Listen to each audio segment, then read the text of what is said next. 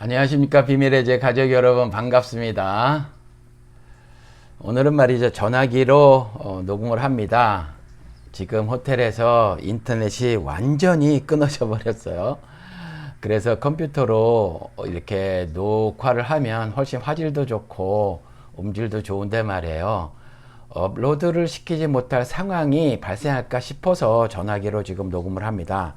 근데 살펴보니까 말이에요, 배터리가 별로 남아있지 않아서 조금 속도를 내야 하지 싶습니다. 만약에 중간에 끊어지면 그대로 업로드를 할 테니까 좀 이해를 해 주시길 부탁을 드려요. 얼마 전에 말이에요, 우리 비해가족 분 가운데서 한 분이 이런 말씀을 하셨어요. 성경 참 재미없습니다, 목사님. 다른 사람들은 뭐 성경이 꿀송이보다 달다 뭐 이렇게 말을 하는데 나는 한 번도 그런 적이 없습니다, 이렇게 말씀을 하셨어요. 교회를 오래 다니셨는데 그러시다는 거죠. 그런데 말이에요, 이게 사실은 굉장히 솔직한 고백입니다. 저도 그랬어요. 여러분들은 안 그러신가요? 여러분들도 교회를 처음 다니기 시작하셨을 때 성경이 뭐 그리 잘 읽혀지던가요? 목사님의 설교는 재밌어요. 귀에 잘 들어오고, 게다가 말주변까지 좀 괜찮으신 분이 설교를 하시는 거라면 그거 괜찮습니다. 그런데 성경은 다르단 말이에요. 그러니까 목사님의 설교와 성경에 있는 말씀을 본문으로 해서 쭉 하는 설교는 재밌는데 그 성경 말씀 자체는 재미가 없더라. 우리가 말이에요, 뭐 학창 시절에 무슨 순종 소설 같은 거 좀 읽고 뭐 그러잖아요. 뭐 그 밖에 다른 어떤 책들도 좀 보고 그러는데 어떨 땐 말이에요, 책에 몰입이 돼가지고 내일 학교 가야 되는데 밤 늦게까지 책을 읽고 뭐 그런 적도 있잖아요. 저도 그랬거든요. 모진 가난에 처해져 있던 상황이어서 그 서울에 사시는 분은 아실 거예요. 광화문에 서점이 있어요. 그 서점에 옛날에 문고판이라는 거 있었잖아요. 500원 하고 그런 시절에 그 책방에 서서 책을 읽는 사람들이 많았는데 저도 그랬거든요. 근데 한때 어떤 그 민족적 감수성 이런 것들에 필이 확 꽂혀가지고 말이에요, 김소를 막 읽은 적이 있어요. 그래서 제 생각에는 김소월에 관한 것들은 거의 다 제가 샀지 싶어요. 그 김소월의 몇 안 되는 산문도 다 긁어모으고 말이죠. 그랬는데 그래도 또 서서 보고 그랬어요. 뛰어난 시인은 아닐지라도 우리 민족의 감성을 가장 잘 표현한 시인으로 우리가 그렇게 평가를 하고 있는 그 시인이잖아요.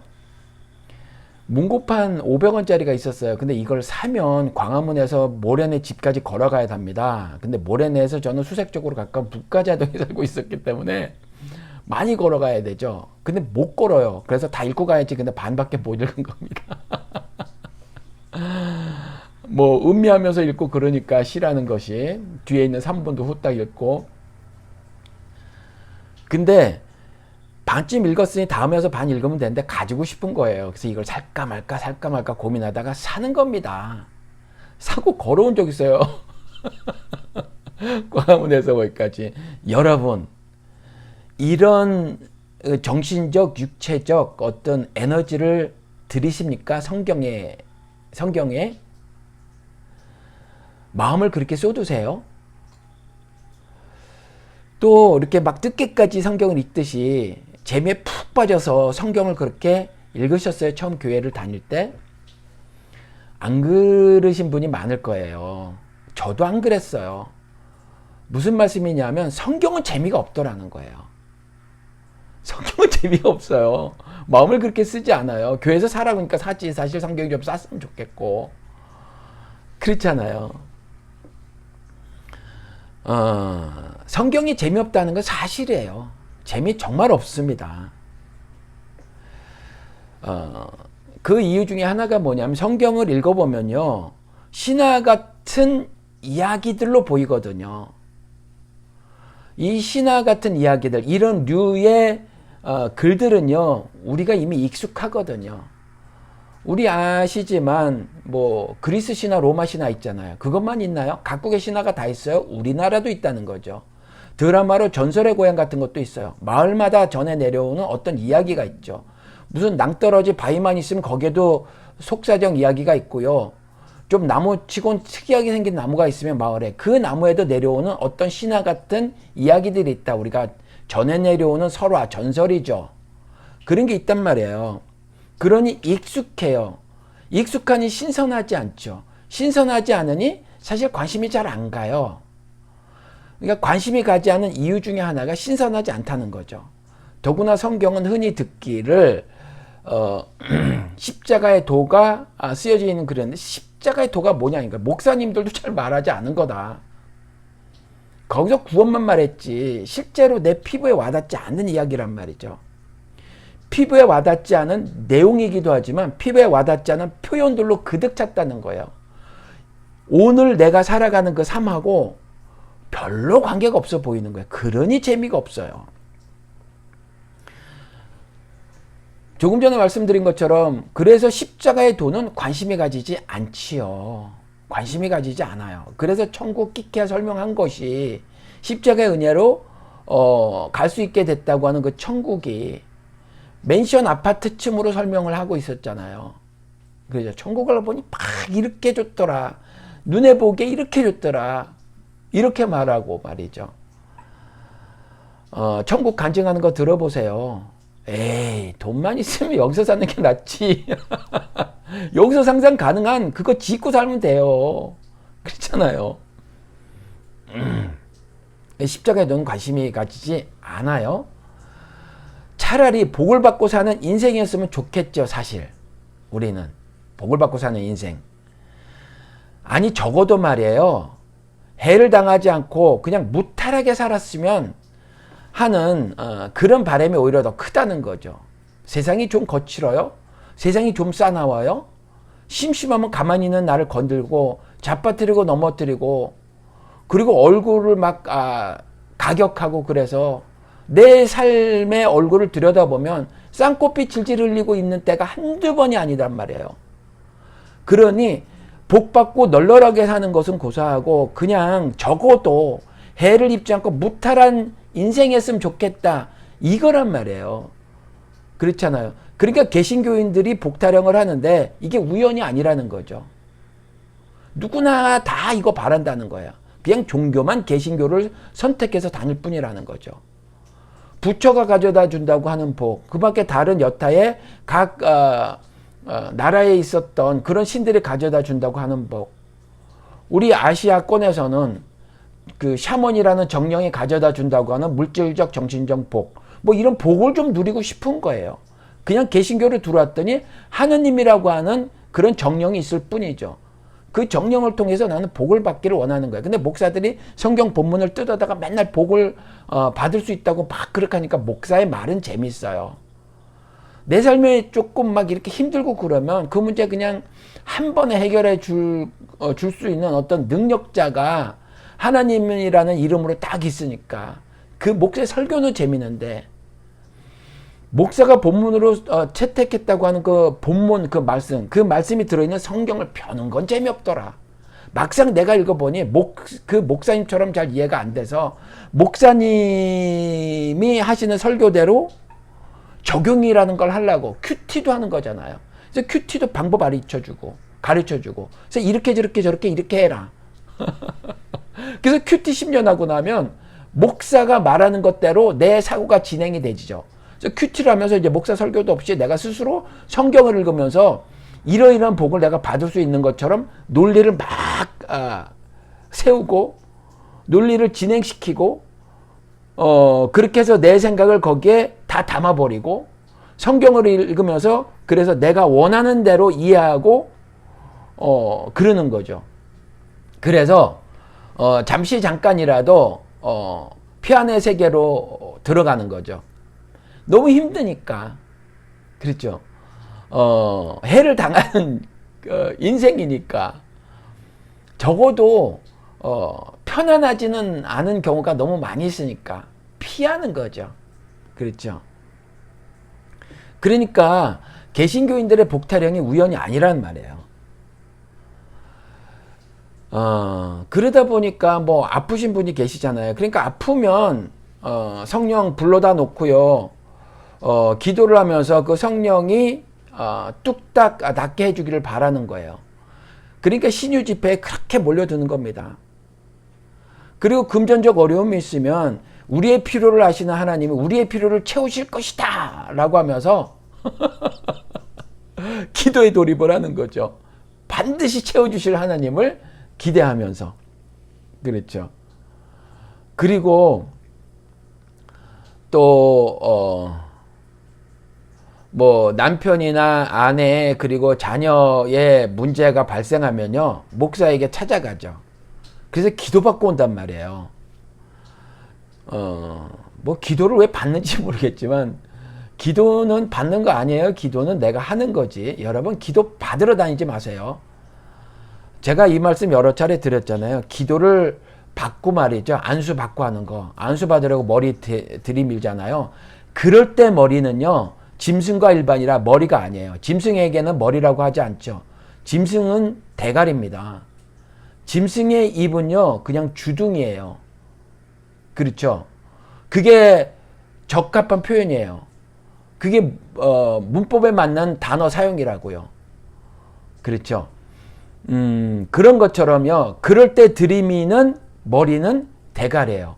저도 대가리를 들이미는 적이 있더라. 우리 큰아이가 태어나자마자 아팠기 때문에 아주 짐승과 동일한 모습을 보였던 그런 순간이었죠. 그렇게 기도 받으러 문학적인 표현으로 대가리를 들이밀으러 가지 마시기 바랍니다. 목사에게 뭘 기도를 받으세요? 기도는 내가 하는 겁니다. 기도 받지 마세요. 아무튼 남편이나 아내 그리고 자녀의 문제가 발생하면 이거 뚝딱 해결하기를 바라는 거잖아요. 그렇잖아요. 그래서 목사가 중보자의 위치에 지금 한국 개신교에서는 올라져 있으니 예수님이 하신 것처럼 목사가 손대고 기도하면 날 것처럼 그렇잖아요. 그 문제가 해결될 것처럼 그리고 가는 거죠. 그러니 이런 것들이 우연이 아니고요. 사실은 사람들의 마음이 그런데 성경을 펴보니 이런 게 없더라. 그러니까 성경이 재미가 없어요. 성경이 재미도 없는 책인데다가 십자가에 도라는 것이 실제 삶과는 너무나 무관해 보인다는 거예요. 그러니까 읽기가 싫죠. 읽기 싫어요. 그래서요, 인생들은 점을 치죠. 그래서 점쟁이로부터 듣기 좋은 소리를 듣고 싶어 해요. 그리고요, 가끔 점쟁이가 듣기 좋은 소리만 해주는 거 아니거든요. 무슨 문제가 있대요. 근데 문제가 있는데 점쟁이들은 꼭 해결을 해주죠. 부적을 써주거나 그 밖에 다른 해결책을 제시해 준단 말이에요. 그러니까 재미로라도 하는 거예요. 재미로라도. 그 타로점 이런 것도 보러 가잖아요. 근데 타로점 재미로 보지만 그게 여전히 뇌리에 남아있거든요. 마음 한구석에 조금 남아있어요. 그걸 전폭적으로 믿고 의지하지는 않는다고 하더라도 마음에 이렇게 잔상이 남아있단 말이에요. 차라리 그게 좋아요. 왜요? 구체적으로 내 삶을 언급해 주니까. 혹은요, 조금 더 선진화된 의식을 가진 사람들은 뭔가 이성적으로 더 활동을 분주히 하는 사람들은 에이, 타로점 혹은 뭐 저기 뭐 미아리의 뭐 점쟁이들 에이, 그거 너무 원시적이지 않아? 그러면서요, 나름 공부를 하죠. 자연의 삼라만상을 읽어내는 공부를 합니다. 그리고 공부를 하다 보면 해안이 생기죠. 해안이 생기는데 자연의 삼라만상을 나름대로 읽고요. 거기서 원리들을 발견을 해요. 그리고 그 원리대로 사람의 삶을 이해한단 말이에요. 사람의 삶까지 그 원리를 적용시키는 거죠. 그 원리대로 사람의 삶을 이해하고 그 원리대로 사람의 삶을 적용해요. 그렇죠. 성경에는 1월 성신을 섬기는 거 있잖아요. 이게 그것과 흡사해요. 그리고 요나가 바다에 던져졌잖아요. 그것도 마찬가지예요. 그냥 제물로 사람을 인신공양하는 건 잘못됐지만 아무튼 그렇게 이해를 하는 거란 말이에요. 비슷하죠. 그러니까 성경이 재미없는데, 그러니까 이래서 재미없는 거예요. 그러니까 성경에서 내가 발견되지 않는 거죠. 내 삶하고 무관한 거예요. 내가 발견되지 않으니 재미가 없어요. 나하고 무관한데 뭐가 재밌겠어요. 그렇죠. 그러니까 성경은 인생의 문제에 대한 해결책이 제시되지 않은 거예요. 나하고도 무관하지만 내게 닥친 그 문제들 있잖아요. 그 문제들에 대해서 해결책을 제시하고 있지 않으니까 읽으면 뭐해요 그거. 재미없죠. 재미없어요. 소설도 그렇잖아요. 소설은 허구잖아요. 허구가 무슨 말이에요? 거짓말이라는 거잖아요. 근데 거짓말인데 새빨간 거짓말은 아니거든요. 아니 새빨간 거짓말은 맞긴 맞구나. 근데 사기성이 농후한 건 아니거든요. 왜 그래요? 사기를 치는 건 아니라고요. 왜냐하면 우리가 겪어봤음직한 이야기들이라 그래요. 우리 이웃의 이야기이기도 하고 나의 이야기이기도 하고 내 부모나 나나 내 자식의 이야기이기도 하고 우리 공동체 이야기이기도 하단 말이에요. 내가 직접 경험을 하지 않았지만 내가 경험을 해봤음직한 이야기들 아니면 앞으로 할 것 같은 이야기들. 그래서 소설이 관심이 가는 거거든요. 그래서 읽는 거거든요. 그리고 우리 내면, 우리 심상을 잘 그려내기도 하고 우리가 그만큼 예민하거나 민감하지 않아서 그냥 뭔가 마음 한쪽 구석에 어떤 그 감정이 일어난단 말이에요. 어떤 심사가 생기죠. 근데 구체적으로 뭔지 모르는데 그런 것들에 대해서 잘 표현해주는 사람들이 소설가란 말이에요. 한 그 개인 나의 심상을 잘 표현해주는 거. 그래서 관심이 간단 말이에요. 새빨간 거짓말이지만 사기성이 있진 않단 말이에요. 근데 그게 이유는 사기성이 있지 않고 그런데 거짓말이지만 관심이 가는 이유는 내가 겪어봤음직한 혹은 앞으로 겪을 만한 일이라는 거. 나나 내 이웃이나 내 가족이나 우리 공동체나 내가 채 표현하지 못한 내 마음의 어떤 생각들이나 이런 것들이어서 그렇다는 거예요. 근데 성경은 아니라는 거예요. 성경은 아니라는 거예요. 도대체 내 마음이 거기에 내 마음을 표현하고 있는 것도 아니고 내 삶을 구체적으로 언급하고 있지도 않고 내가 당한 문제에 대해서 구체적으로 말하고 있지도 않은 데다가 내가 당한 문제에 대한 해결책을 제시해 놓고 있지도 않다. 그러니 뭐가 재밌겠어요? 재미없지. 그렇지 않나요? 그런데 그냥 제 이야기를 한번 해볼게요. 제 이야기를 하는데 그냥 흘려 들으셔도 돼요. 그냥 대단한 이야기가 아니니까. 근데 흘려 들으시면서 이웃의 이야기다, 내 친구의 이야기다 이렇게 좀 들어주시면 좋겠습니다. 그래서 저 황 목사 저 사람은 저렇구나, 저런 생각을 갖고 있구나, 이렇게. 그래서 저 황 목사는 성경을 그렇게 읽는구나, 그렇게 관심을 갖는구나, 이렇게 좀 생각을 하시고 들어주셨으면 좋겠어요.